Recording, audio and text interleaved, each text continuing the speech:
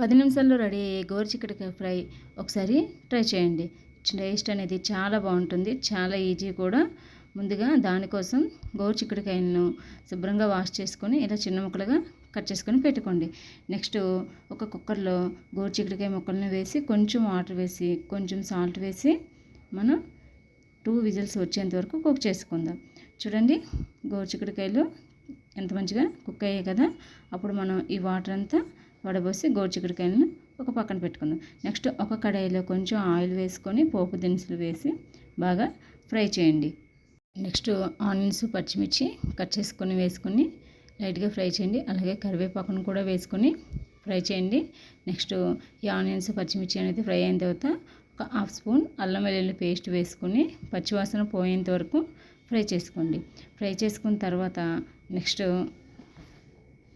2 చిన్న టమాటాలను చిన్న ముక్కలుగా కట్ చేసుకొని దాంట్లో వేసుకోండి. వేసుకున్న తర్వాత బాగా మిక్స్ చేసి మూత పెట్టి మగ్గనివ్వండి. చూడండి బాగా మగ్గాయి కదా. ఇలాంటప్పుడు మనం బాగా స్మాష్ చేసుకొని కలుపుకోవాలి. నెక్స్ట్ మనం కుక్ చేసి పెట్టుకున్న గోరుచిక్కుడు ముక్కలను దాంట్లో వేసుకొని కొంచెం ఉప్పు, పసుపు, కారం అలాగే కొంచెం ధనియాల జీలకర్ర పౌడర్ను నేను రెడీ చేసి పెట్టుకున్నాను, అది కొంచెం వేసుకొని బాగా మిక్స్ చేసి చివరిలో కొంచెం కొత్తిమీర వేసుకొని సర్వ్ చేసుకోండి. ఈ వీడియో నచ్చితే మీకు లైక్ చేయండి, షేర్ చేయండి, సబ్స్క్రైబ్ చేసుకోండి. Thank you for watching. Bye bye.